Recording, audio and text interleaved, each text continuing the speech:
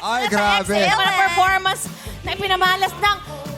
Guys, tignan nyo, napaka-fresh, di ba? Ng friend natin si Eric Santos, napakagaling. At ang lamig ng tinig, kaya kahit na mga palad ang kinatamo, ang taas ng energy ng Madlang People. Palakpakan natin, Pop and Royalty, Eric Santos. Bumati Thank sa you, mga my It's Showtime family. Hello, madlang people!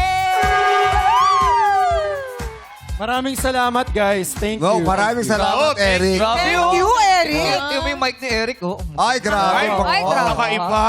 excellent. Nakaka-professional. Nakaka-professional. Huwag niyong pakita to kay Kuya Ogie. Bakit? Sabi niya, kumusta naman yung Pro Mac mong mic? Ganun. Ay, Iba pero maganda yan. sound niya, maganda Yun ang sound. important. Oy, pero Eric, ito, yung inawit mo, yung kanta mo kaninang, tinatapos na ba? Yes.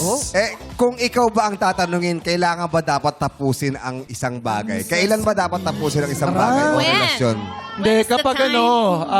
kapag pagod na, Oh! kapag hindi na healthy, at kapag wala ng meaning. Walang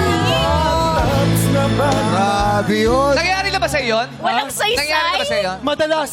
Talaga? Madalas, oo. Talaga ganun kanina Pero yung ngayon, dati pagkakanta. tanga ako, ngayon matalino na ako. Kaya naman. Ganun talaga kapag pag nagmamature. Yes, marami natututunan. Kaya di ba, tinapos mo pero love will lead you back. Kaya pala, tinapos mo agad yung unang kanta. Pababa na yung luha ko, umurong eh. Umurong ba? Naging ano Umurong. na, love will lead you back. May Oo. hopeful naging, ending. Naging umasa, di ba? Grabe. Ewan ko nga ba? Parang after mong malungkot, gusto mo namang mag-relapse. Oh.